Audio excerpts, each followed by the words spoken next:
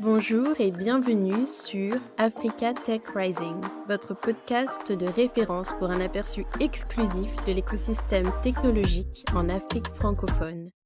Bonjour Junie, Bonjour Mélissa. merci d'être là avec nous aujourd'hui sur Africa Tech Rising, le podcast. Je suis super contente de t'avoir. Alors, est-ce que tu pourrais te présenter et nous parler un petit peu de ton parcours? Merci pour l'invitation. Je suis ravie d'être là. Et Junie Masso, je suis la fondatrice de Blockchain for Africa. Blockchain for Africa, qui est une association dont l'objectif est de promouvoir la blockchain en Afrique. Et je suis ingénieure informatique de formation. Euh, Après, je suis aussi enseignante en informatique dans une université camerounaise. Et voilà. Alors, comment tu as découvert la blockchain, la crypto, tout ça? Raconte-nous un petit peu, comment tu as découvert ce monde? Alors, j'ai découvert on va dire le Bitcoin, parce que on commence le parcours par le Bitcoin pour la plupart. Donc, c'était en 2017 et c'était un camarade de classe qui nous en avait parlé comme étant la révolution. Et moi, j'avais pas trop compris, donc j'ai zappé. Et ce n'est qu'en 2021 que je me suis vraiment intéressée au Bitcoin parce que je me disais, 2010, non, pas 2017, 2019, je me suis vraiment intéressée parce que je me disais, en 2 ans, un truc aussi euh, trash, parce que je me disais que les crypto-monnaies, c'était de l'arnaque. Donc, si en 2 ans, ça n'a pas, la bulle est toujours là, donc je dirais pas la bulle, mais si en 2 ans, cet écosystème-là est de plus en plus développé. Je voulais comprendre pourquoi, en fait. Et donc, je me suis lancée dans des recherches approfondies pour comprendre ce qu'il y avait en bas parce que je trouvais que c'était des arnaques, comme je t'ai dit, et je ne comprenais pas pourquoi des personnes intelligentes fonçaient tête baissée dans des arnaques. Et en me documentant, j'ai découvert la blockchain et ses cas d'usage et je me suis réellement passionnée pour cette technologie. Alors, je trouve ça trop drôle et c'est une belle chose finalement qu'au début tu pensais que c'était une arnaque comme, la majorité des gens et je pense que c'est juste de faire attention et parce qu'il y a en effet tout un tas d'arnaques dans le monde de la blockchain et des cryptos, ça c'est sûr. Mais finalement, en fouillant, en recherchant, eh bien, tu as fini par te passionner par la technologie et parce que tu as compris qu'il y avait quelque chose de plus grand. Du fait, j'imagine, de ton parcours, technique, dans l'informatique, tout de suite, je suppose que, bah, ça t'a parlé. Alors, c'est pas la première fois sur, le podcast où on parle de la blockchain, mais est-ce que tu voudrais rappeler, faire un petit mot sur, pourquoi, en fait, cette, technologie, elle est dite révolutionnaire au-delà des crypto-monnaies? D'accord. La blockchain, déjà, c'est un registre distribué qui stocke toutes les transactions qui s'y effectuent, donc qui s'effectuent sur le réseau. Et ça a l'avantage d'apporter la décentralisation parce que c'est un réseau, une technologie qui est basée sur ce qu'on appelle un réseau peer-to-peer. Et comme je disais, tout est enregistré, mais de façon distribuée. Donc, différents pairs sur les différents nœuds du réseau, toutes les informations, ils sont enregistrés. Et donc, la décentralisation apporte plusieurs avantages, notamment le fait que ça réduit les coûts parce que lorsque dans un processus, il y a un intermédiaire, l'intermédiaire applique forcément des coûts qui peuvent être exorbitants, en fait, qui dépendent même de son bon vouloir parce qu'il se dit sans moi, vous ne pouvez pas faire l'échange, donc je vais appliquer des coûts de fonctionnement. C'est vrai, mais la plupart du temps, ces coûts sont exorbitants, avec les banques, par exemple. La blockchain apporte aussi l'avantage de la confidentialité parce que, l'essence même du bitcoin et de la blockchain, c'est la volonté de garantir la vie privée des utilisateurs sur internet et on parle aussi de blockchain, pour évoquer la transparence parce que comme je disais, toutes les transactions sont répertoriées dans le registre et donc on peut tracer, toutes les opérations, même si on parle aussi de confidentialité. La transparence ne veut pas dire qu'on sait qui a effectué les transactions. Et ça veut juste dire que on sait, ce qui s'est passé sur le réseau et on est capable de remonter aux adresses des des utilisateurs. Donc, c'est avantageux, à mon sens, c'est avantageux euh, pour l'Afrique parce que en Afrique, on a beaucoup de problèmes de transparence. On a également beaucoup de problèmes de centralisation, l'information, ou bien les services sont compactés. Il y a une sorte de centralisation des pouvoirs. Il y a énormément de cas d'utilisation de la blockchain pour l'Afrique. C'est ce qui m'a d'ailleurs poussé à lancer Blockchain for Africa. Parce que je me disais que l'Afrique avait beaucoup à y gagner, que ce soit en termes de transparence, en termes de décentralisation, en termes de traçabilité et de sécurité. Parce que la blockchain, c'est des algorithmes cryptographiques qui apportent énormément de sécurité aussi. Alors justement, Blockchain for Africa, ça fait un petit moment que vous êtes, sur la scène, blockchain et vous êtes, très active à la fois, en ligne, mais aussi sur le terrain, hein. Tu m'as, raconté pas mal, d'interventions que vous avez faites. Est-ce que tu peux partager un petit peu avec nos auditeurs déjà ce que vous faites à travers Blockchain, for Africa? Et aussi, bah, quelles sont les interventions terrain que vous faites, les interventions en ligne, et cetera? D'accord. Alors, Blockchain for Africa, c'est une association qui a pour but de promouvoir l'innovation et l'entrepreneuriat dans le domaine de la blockchain. Et donc, pour ça, on fait des formations pour les développeurs blockchain parce qu'on se rend compte que le marché de l'emploi dans le domaine de la blockchain est vraiment en plein boom, mais il n'y a pas assez de compétences pour répondre aux attentes du marché. On fait de la formation pour les développeurs blockchain, mais on fait aussi des campagnes de sensibilisation à travers le Web3 Impact Tour. C'est une de nos actions sur le terrain. Donc, l'idée, c'est qu'on va dans les universités et les écoles en Afrique pour parler de la blockchain. Donc, on fait une conférence sur ce que c'est que la blockchain et quelles sont les opportunités pour les jeunes. Mais on fait aussi des workshops pour donner des petits skills aux étudiants pour qu'ils comprennent que c'est pas que la crypto-monnaie et qu'il y a vraiment matière à faire dans ce domaine-là. Donc, en dehors de ça, on fait aussi de l'incubation de start-up et le Web3 Impact Tour nous permet à la fois de recruter des gens qu'on va former au métier de développeur blockchain, mais aussi de trouver des talents et des entrepreneurs en aide. Donc, on a eu la chance, on a organisé quelques hackathons déjà où on a pu découvrir des projets vraiment magnifiques qui avaient toujours pour objectif de développer l'Afrique. Et on est très fiers de voir ça. Donc, on fait de l'incubation aussi et on fait aussi du conseil. Donc, pour accompagner des entreprises qui voudraient intégrer la blockchain pour améliorer leur processus. Donc, en ligne, on organise souvent des éléments en ligne pour éduquer parce que, il faut savoir que vu que c'est un domaine qui est encore naissant, vraiment encore beaucoup de stéréotypes qui, entourent ce milieu-là, principalement sur le fait que ce soit des arnaques. Donc il faut beaucoup éduquer les gens sur le fait que, heu il y a pas que c'est pas il y a des arnaques comme un peu dans tous les domaines, hein, dans la technologie ou ailleurs, il y a des arnaques. Mais la blockchain, ça reste une technologie et on peut s'en servir comme un outil pour, développer le continent. Bien sûr, comme tu dis, il y a des arnaques dans tous les domaines. Je pense qu'au début de l'internet, il devait y avoir tout un tas d'arnaques, il y en a toujours.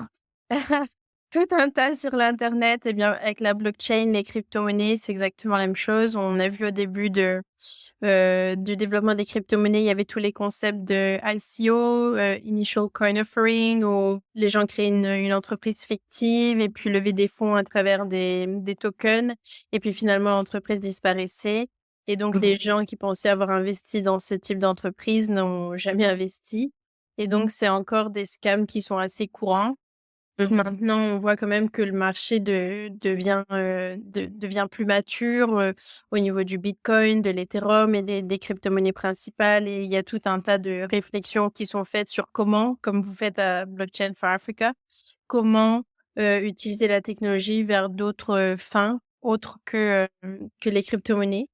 En tout cas, ce que j'adore, avec, Blockchain for Africa, c'est que vous êtes vraiment sur le terrain et vous éduquez, vraiment quelque part, vous êtes un peu une EdTech company, est-ce qu'on pourrait dire ça? Oui, oui, en fait, on a un volet vraiment EdTech. Oui, on a un volet EdTech, mais pas que. Et ce que tu disais est intéressant parce que euh, en Afrique aussi, il y a eu des arnaques crypto. Et le plus foudroyant, c'est qu'on se rend compte que les gens, au lieu de se rendre compte, bon, en fait, tu as deux catégories de personnes. Ceux qui se disent, OK, j'ai investi dans tel scam et du coup, je me dis que toutes les crypto-monnaies sont une arnaque. Et tu en as, ce qui me fascine, ceux qui ont investi et ils se sont rendus que c'est un scam, mais ils se disent non, pas que le projet meurt, parce que si le projet meurt, on aura perdu l'argent, même si sait que c'est un projet. Donc, ce qu'on va faire, c'est qu'on va mettre des moyens supplémentaires pour montrer aux gens que notre projet, ce projet-là n'est pas un scam, qu'il est viable, pour que d'autres personnes rejoignent le projet. Comme ça, nous, on pourra récupérer notre argent et les laisser dans le projet, tu vois. Pourtant, la bonne approche serait de dire, OK, j'ai investi mon argent, j'ai perdu, je vais utiliser les moyens que j'ai l'intention d'utiliser pour convaincre les gens que c'est pas un scam, là. Les utiliser pour justement éduquer les gens pour qu'ils évitent les scams, pour qu'ils utilisent mieux leur argent, pour qu'ils puissent investir mieux leur argent dans des projets plus potentiellement intéressants. Mais il y a vraiment cette volonté. Donc, tu vois, la victime du scam devient elle-même le scammer. Et c'est fascinant. Ça arrive. Mais du coup, vous, avec Blockchain for Africa, vous n'êtes pas du tout là, en fait, pour surfer sur la trend, mais vous êtes vraiment là pour développer des compétences techniques de coding et de compréhension de comment on développe la technologie blockchain pour les étudiants. Et la question que je voulais te poser, c'était maintenant en termes de débouchés pour ces étudiants et en termes à la fois de débouchés pour les étudiants par rapport à leurs compétences, mais aussi s'il y a des entreprises, par exemple, qui écoutent, quelle serait l'utilité, en fait, pour ces entreprises d'utiliser la technologie blockchain ou au moins d'avoir un pôle recherche technologie tel que blockchain dans leur entreprise? D'accord. Euh, il y a des entreprises sur le terrain, je vais dire des entreprises locales qui sont déjà dans le domaine de la blockchain. Je pense notamment à Ijara qui recrute des développeurs blockchain. Pour les étudiants, ça peut être intéressant de rejoindre une entreprise comme Ijara qui a fait ses preuves, qui a une visibilité à leur. Et eux, justement, ils nous ont contacté il y a peu pour dire qu'ils ont un besoin en développeur blockchain. On leur a fourni les coordonnées de nos meilleurs étudiants. Mais il y a plusieurs entreprises. Il y a la GIZ aussi qui a des projets dans la blockchain qui recrutait récemment des développeurs. Mais l'avantage avec la blockchain, c'est que euh, c'est vraiment sans frontières. Donc, peu importe le domaine, peu importe le pays où tu te trouves, tu peux trouver des jobs à distance dans le domaine de la blockchain. Tant que, bien sûr, il n'y a pas de barrière de langue, tu parles la langue de ton employeur, ça passe. Tant que tu es compétent, ça passe. C'est pas forcément le cas pour des domaines qui ont été vraiment qui maturait ou comme par exemple le réseau, les télécommunications, où tu verras pas une entreprise française, tu verras rarement une entreprise française venir chercher de la ressource en Afrique. Que en France, il y a déjà beaucoup de compétences, il y a beaucoup de diplômés français qui maîtrisent déjà ce domaine-là. Bon, dans les blockchains, vu qu'il y a vraiment un gap entre l'offre et la demande au niveau des talents, les entreprises sont prêtes à aller vers l'extérieur tant qu'à la fin, le elles ont la compétence qu'elles recherchent. Maintenant, la deuxième question, c'était quels sont les débouchés pour les entreprises? Je dirais, en fait, je suis partisan de du fait qu'on n'utilise pas la technologie parce qu'il faut l'utiliser. En Afrique, la plupart des entreprises, ont des problèmes de transparence, de traçabilité. Moi, en fait, je dis souvent que si tu as des problèmes de centralisation, pense à la blockchain. Si tu as des problèmes de transparence, pense à la blockchain. Si tu as des problèmes de traçabilité, pense à la blockchain. Si tu es une marque et que tu as besoin de, de, de prouver, instaurer un système de confiance entre tes clients et toi, qui empêche en fait la contrefaçon de tes produits sur la blockchain. Si tu es une entreprise qui a besoin d'assurer la traçabilité de ses processus ou bien de sa supply chain, d'améliorer sa supply chain, pense à la blockchain. Donc, en fait, il faut pas se dire, la blockchain, c'est bien, j'ai mis intérêt, du moins, il y a la hype autour de la blockchain et je vais me lancer dedans parce que je vois ces tendances et tout. Il faut vraiment se dire, OK, quels sont les problèmes que la blockchain résout? Est-ce que mon entreprise a ce type de problématique? Si oui, je peux penser à la blockchain. Ça veut pas dire que parce que ton entreprise a des problématiques de transparence, que la blockchain est forcément la solution. Il faudra en compte que tout un écosystème soit en place.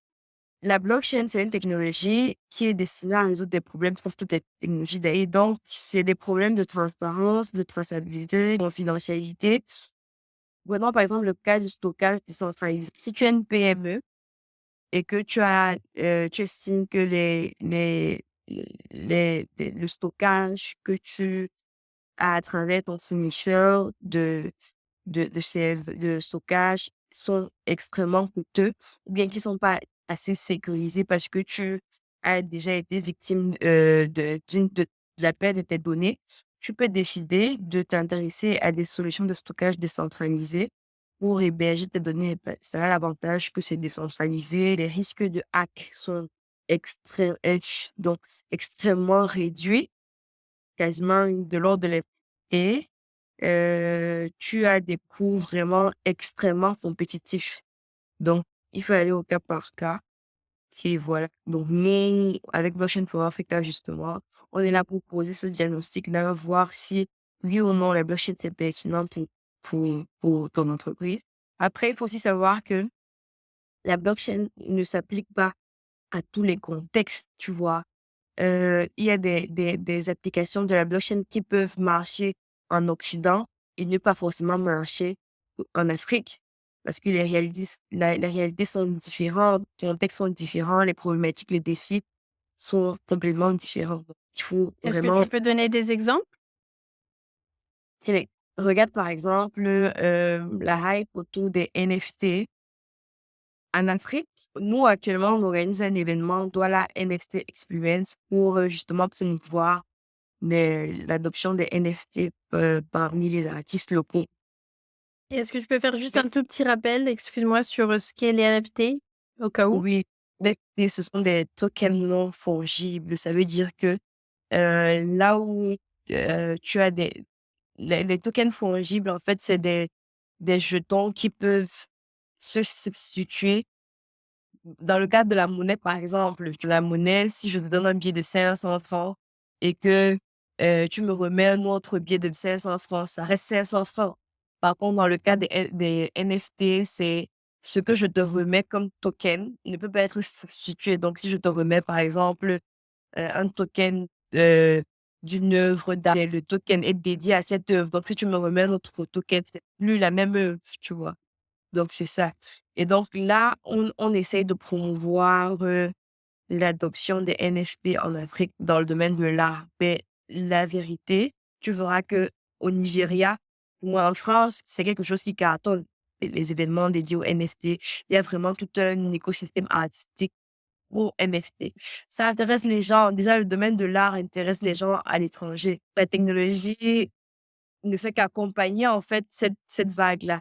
En Afrique, l'art déjà est quelque chose de, je dirais, est perçu comme marginal. En plus, la technologie n'est pas l'apanage de tout le monde. Tu as vu pour organiser cette session ce call, on a eu beaucoup de difficultés. Tu vas pas trouver beaucoup d'artistes en Afrique francophone qui sont euh, habitués à la technologie. Quand tu vas venir encore leur parler de NFT, ça fait que le combat sera d'autant plus grand, tu vois? Et à la fin, même si on leur dit, d'utiliser des NFT pour, promouvoir leur art, la vérité, c'est que le marché sur lequel ils vont vendre ces œuvres d'art, ce n'est pas l'Afrique, tu vois? C'est pour justement leur donner une visibilité pour qu'ils soient exposés dans des écosystèmes où l'art parle aux gens. ce qui n'est pas forcément le cas en Afrique. Donc, tu ne verras pas je veux dire, sur 10 Africains, tu verras un demi qui possède une œuvre d'art ou qui s'intéresse vraiment à l'art. Donc là, on les éduque pour s'intégrer sur un marché international, pas sur un marché africain, parce qu'on sait que le marché africain de l'art peut être compliqué. Voilà, ça c'est un exemple de mais après il y a plusieurs exemples. On a des projets, je vais pas citer le nom des projets, mais on a des projets qui ont une visée dont l'objectif est de toucher l'économie en zone rurale. Donc, ils utilisent la crypto pour, heu, toucher l'économie en zone rurale. Sauf qu'en zone rurale, déjà, je vis à Douala, qui est la capitale, économique. On a de gros soucis avec la connexion internet. Zone rurale, c'est d'autant plus grave, tu vois? Donc si on ne pense pas à des mécanismes où on peut, transférer de la crypto ou utiliser de la crypto sans forcément avoir besoin d'internet, c'est qu'on perd le temps il y a des projets qui sont en cours dans ce sens-là, où on s'est dit: «On va développer des projets, machin», sauf qu'ils ne n'intègrent pas la dimension en zone rurale, il y a pas accès à internet. Comment est-ce que on développe des mécanismes sous-jacents pour que juste avec un code, un dièse, machin, tu puisses, transférer de la crypto ou faire des achats en crypto sans forcément utiliser internet.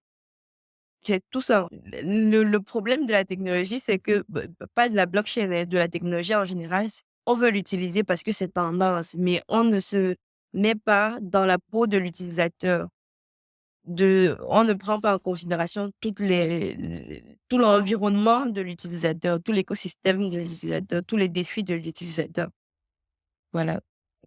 Oui, j'aime beaucoup ce que tu as dit et je pense que tu soulèves un point super important. Par exemple, avec les NFT, c'est vrai que c'est très intéressant de digitaliser, par exemple, l'art ou des choses, uniques. Mais en même temps, ça paraît, juste très trendy, même si je pense que c'est une technologie qui est là pour rester et qui va continuer de rester, enfin les NFT en soi. Mmh. Mais en même temps, ça paraît très trendy. Il y a ce dicton qui dit, «Si ça ne résout pas les problèmes, des pauvres ou le problème, de la population, réelle, c'est que ce n'est pas révolutionnaire». Et c'est vrai que parfois les NFT, ça on peut penser un petit peu comme ça, dans le sens, oui super, il y a quelqu'un qui a acheté cette œuvre d'art pour des millions en NFT, mais en quoi ça vient résoudre nos problèmes de quotidien et en quoi ça vient résoudre, par exemple, le problème des «pauvres» entre guillemets, bien sûr. J'aime bien, c'est une image avec une personne, qui dort sur un pont, quelqu'un sans abri. L'image, c'est si la technologie ne vient pas résoudre le problème des pauvres, c'est que ce n'est pas révolutionnaire.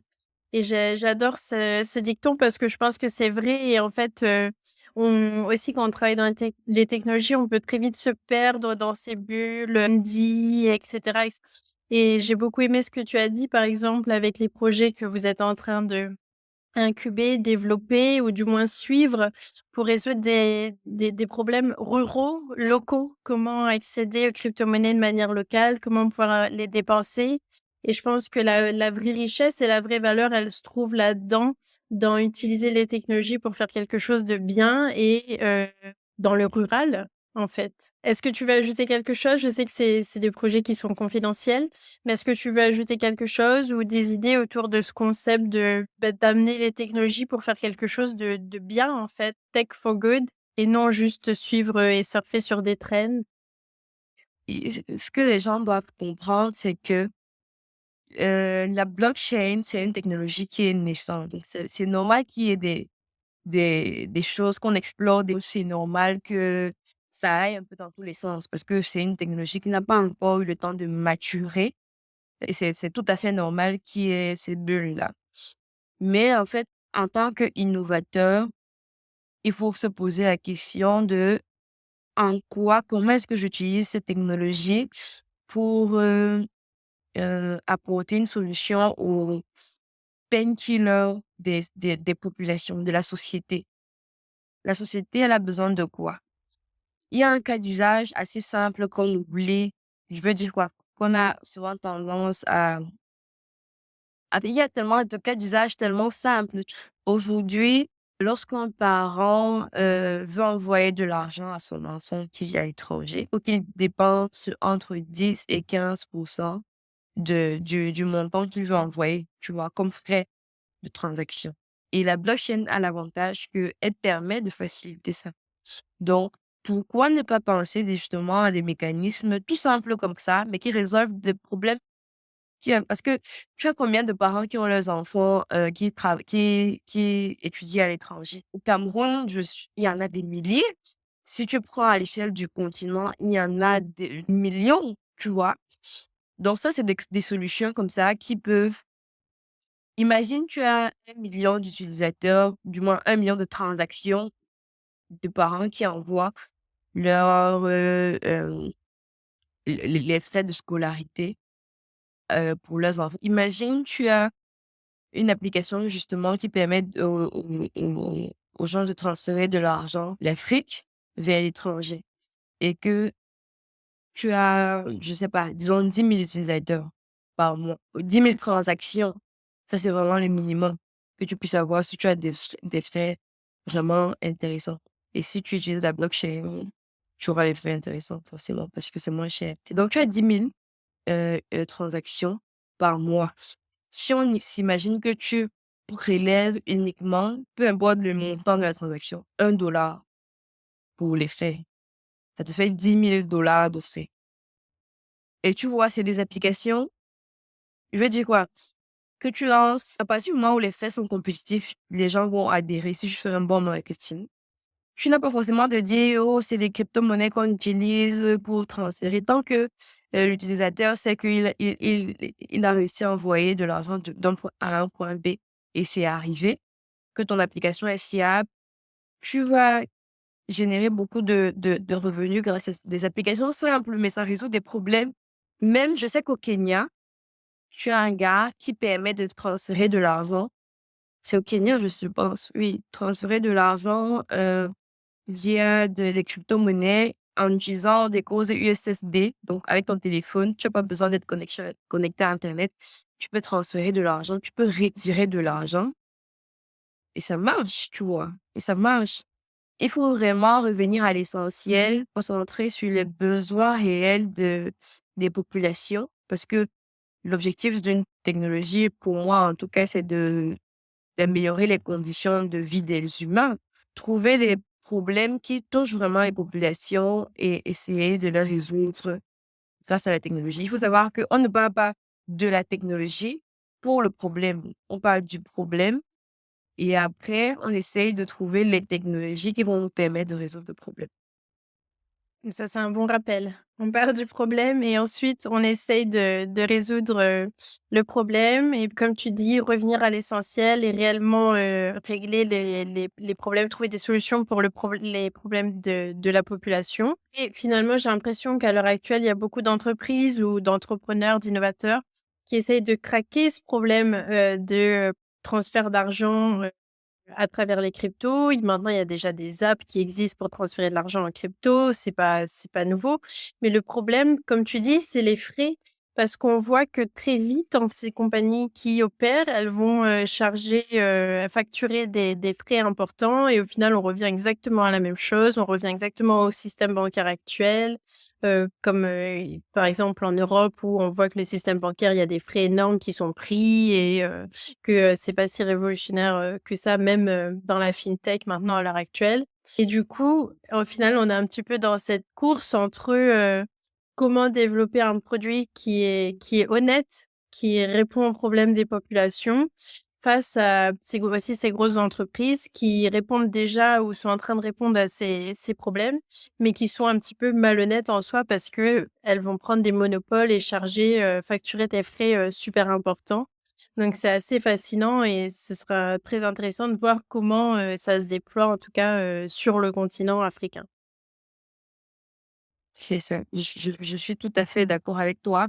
En fait, faudrait pas que, heu, en parce qu'on a longtemps vanté, on continue d'ailleurs de le faire, de vanter, la blockchain et les crypto-monnaies comme étant, l'outil qui nous sauve des banques. Mais en fait, tu as des acteurs qui se sont dit, hem, qui sont devenus cupides, enfin, laissés embarquer par l'appât du gain et c'est vrai que tu vas trouver des blockchains où lorsqu'il y a beaucoup de transactions que les frais de transaction deviennent énormes, tu vois? Mais tu as aussi des blockchains ou bien protocoles de layer 2 ou comme avec le réseau Bitcoin où lorsque tu vas transférer de l'argent grâce au Lightning Network, pas des frais de l'ordre de 0 $ il faudrait qu'on réussisse à maintenir l'esprit derrière,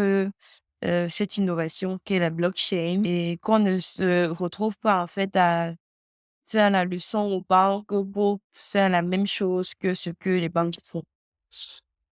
C'est ça. Exactement. Sur la blockchain, c'est plus des projets humanitaires qu'il faudrait plutôt que des entreprises elles-mêmes. C'est vraiment un sujet complexe. On est vraiment dans cette course good versus evil de comment on va établir la technologie. Est-ce qu'on va l'utiliser pour le bien ou pour juste les monopoles comme on a actuellement dans le système capitalisme? Alors, eh bien, avant de terminer cette interview, j'ai encore quelques questions. Donc j'ai vraiment beaucoup d'admiration pour, Blockchain for Africa et pour tout le hard work, pour le dur labeur que tu mets, dans ton association. Vous êtes, vraiment très, très active et vous délivrez des résultats. Ce n'est pas juste des paroles et des belles images sur LinkedIn. Il y a un vrai travail qui est fait derrière. Donc j'ai un grand respect pour ça. Et je voulais te poser la question d'être une femme entrepreneur, au Cameroun. Comment c'est? Est-ce que c'est difficile? Donc déjà, je suis super contente d'avoir une femme entrepreneur dans le podcast. Ça fait vraiment plaisir et du coup, je vais en profiter pour te poser ces questions. Alors, je dirais que, c'est on a les mêmes défis, tu vois, que les hommes, à une différence près, c'est qu'on est énormément sous-estimés ou dans la tech, où on a l'impression que c'est les hommes qui maîtrisent la tech, c'est les hommes qui sont intelligents. Je te disais ça la dernière fois, lorsque on organise des conférences et que je me retrouve dans le panel, tu verras que lorsqu'il faut poser des questions, liées à la technologie, pointera du doigt les hommes qui m'accompagnent dans le panel. Jamais et lorsqu'on a des questions du style: «Ça fait quoi d'être une femme dans la tech?» C'est à moi qu'on pose la question et ça peut être assez frustrant parce que, heu, les femmes ont le même cerveau, peut-être même un cerveau plus développé que moi, je pense en fait que nous, les femmes, on a une force, c'est ce côté maternel qui est je vais pas dire inné chez toutes les femmes, mais que beaucoup de femmes portent. Ça fait qu'on est plus empathique, face aux problèmes.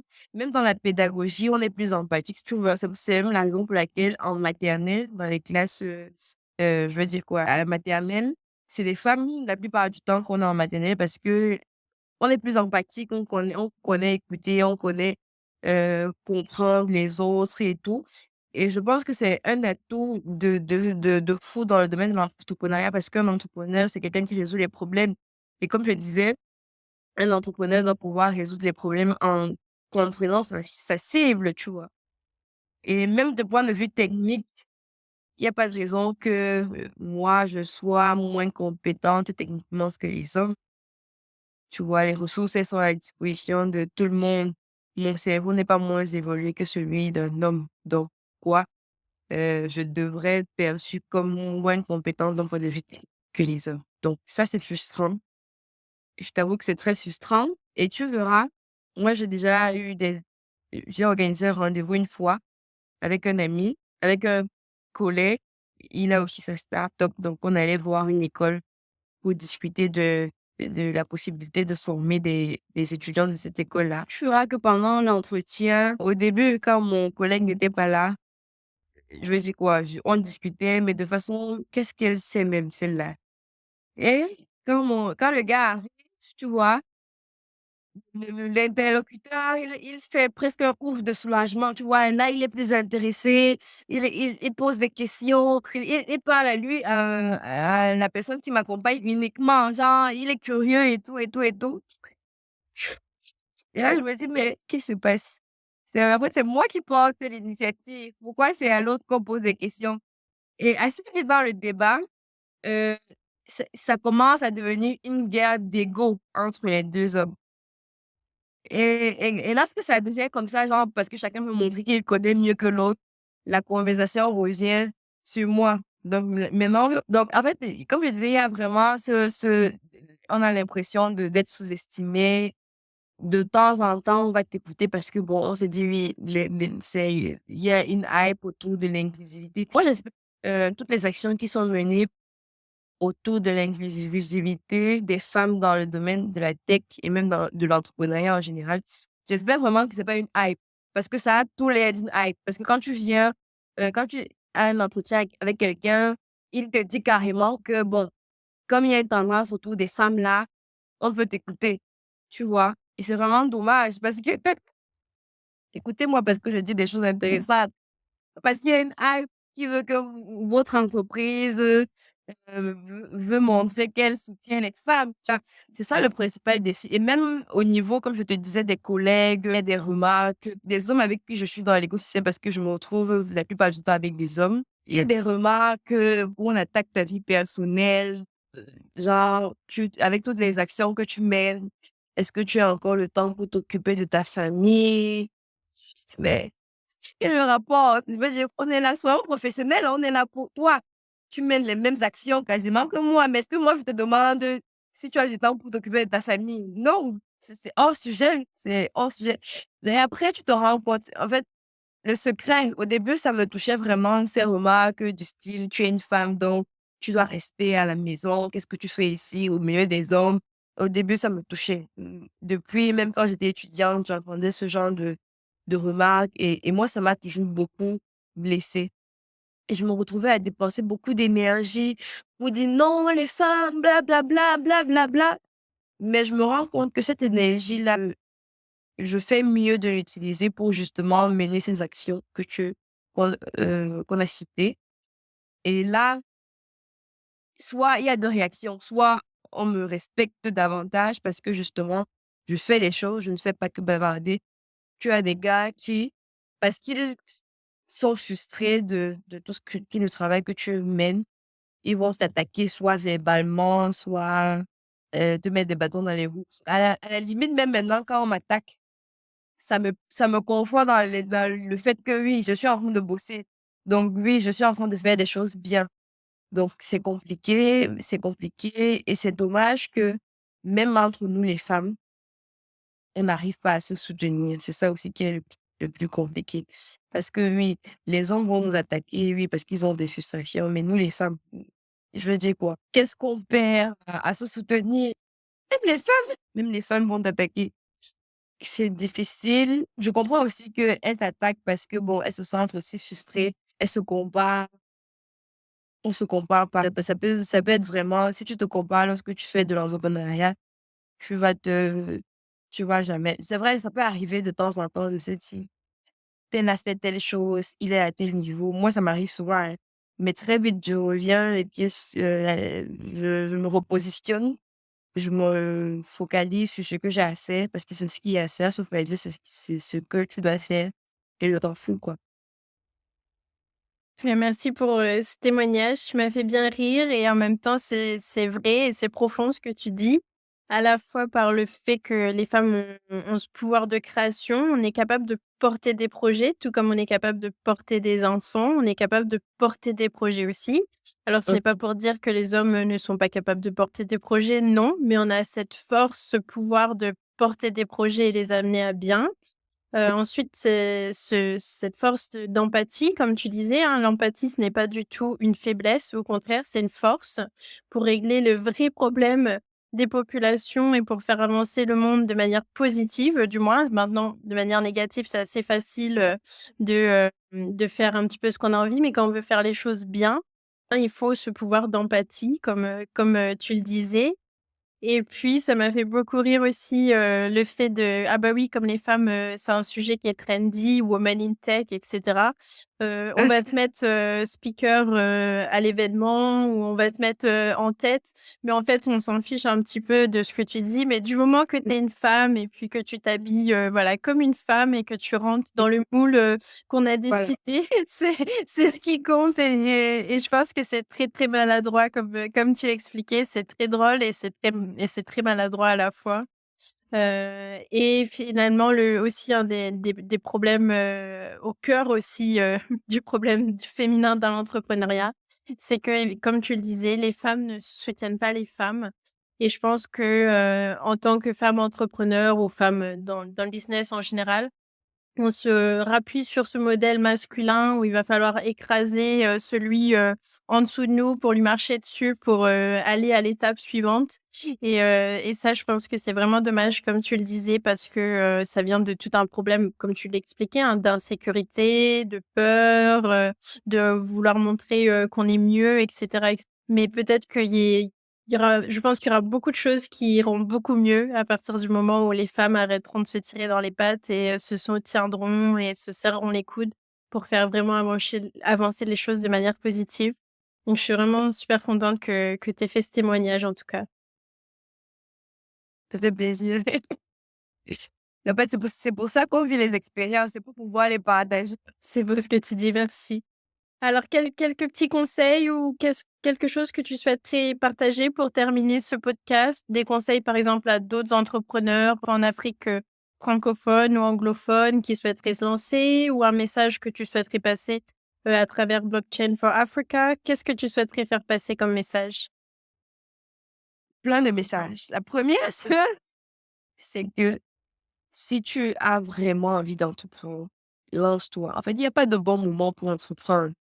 Tu vois, il y a pas de bon moment. Il suffit juste de te lancer et tu verras que les choses vont se mettre en place. Il y a pas besoin d'avoir tous les moyens en place pour se lancer. Moi, la plupart des événements que je lance, en fait, moi, j'ai une problématique, c'est que j'ai tendance à vouloir trop planifier. Du moins, ça, c'est une problématique que j'avais avant. Le fait de vouloir trop planifier, de vouloir tout avoir et tout. Et ça faisait que je ne faisais jamais rien parce que je n'avais jamais ce qu'il fallait. 2024, cette année-ci, c'est vraiment une année magnifique pour moi parce que je me suis dit, c'est l'année de l'échec. C'est l'année où toutes les idées que je vais penser, je vais les mettre en place. Je vais échouer, c'est pas grave, mais j'aurais essayé et j'aurais appris. Donc, en fait, moi, je pense que chacun d'entre nous doit avoir son année de l'échec. Même pas une année, plusieurs années, 3 ans. Je prends 3 ans comme ça où je ne fais que des choses. Je vais tout faire pour que ça marche, mais je suis préparée à ce que ça échoue. Parce que c'est de l'erreur, des échecs qu'on apprend le donc se lancer sans forcément attendre d'avoir tous les moyens à disposition. Première chose. Deuxième chose, ne pas se laisser influencer. Quand tu vas vouloir te lancer, tu auras des gens qui vont te dire: «Non mais, non mais, non mais». Oui, c'est vrai, c'est forcément vrai. De leur point de vue, c'est forcément vrai. Mais tant que tu ne te lances pas, tu ne sauras pas si là où ça aurait pu aboutir. Et moi, j'ai souvent tendance à dire que parfois, tu vas te lancer dans un projet, tu vas te dire que en fait, tu vas définir des KPI, donc le projet va réussir si j'ai ci, si j'ai ça, si j'ai ça. Mais la vérité, c'est que de ce projet-là, un autre projet va que sortir avec justement tous les à côté. Donc, tu vas en faire une rencontre. Grâce à ce projet-là, tu vas faire une rencontre qui va bouleverser le cours de ta vie. Pourtant, le projet en question n'aura pas forcément tenu ses promesses, mais tu vas justement faire des rencontres qui vont bouleverser le cours de ta vie, qui vont te permettre de lancer le projet justement qui va marcher. Donc, il faut oser, ne pas se laisser influencer. Écouter les critiques, c'est bien. Je ne dis pas qu'il faut pas écouter les critiques, mais il faut pas se laisser influencer parce que moi, il y a plein de choses, plein de projets que j'ai mis en place et j'avais toujours des gens qui me disaient: «Non, est-ce que non, non».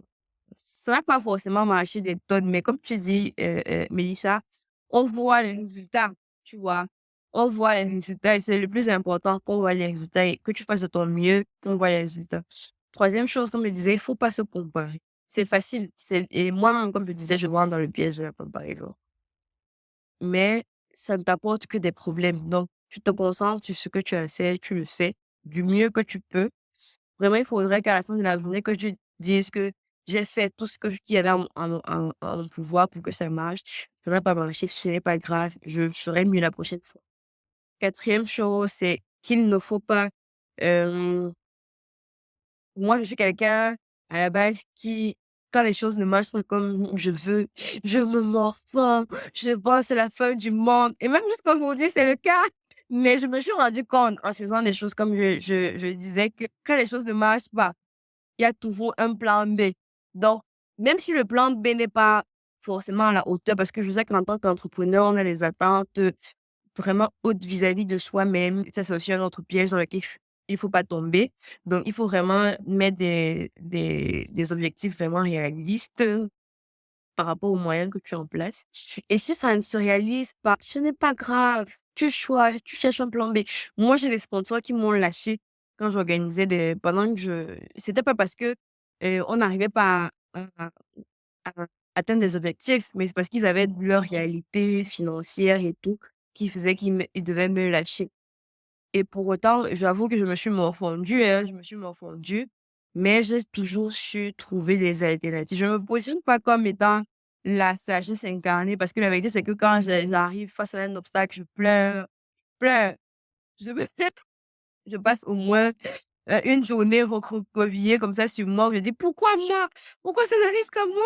Ouais, mais je fais le deuil et tout». Mais la vérité, c'est que il faut toujours, en fait, penser positivement et essayer de trouver un plan B. Hier, j'ai eu un coup dur, tu vois? Hier, je t'avais parlé de ce qui s'était passé. Je vais pas te donner les détails, mais je t'avais parlé du partenariat que j'ai eu avec quelqu'un de l'écosystème où la personne, m'a jonglé et hier, en fait, j'ai appris de mon sponsor en question, donc le sponsor que la personne avait coopté, que, elle allait mener des activités avec cette personne-là. Pourtant, avec ce sponsor-là, on avait déjà prévu de mener ces activités. Le sponsor, en fait, se disait que, que j'étais dans le projet, avec la personne.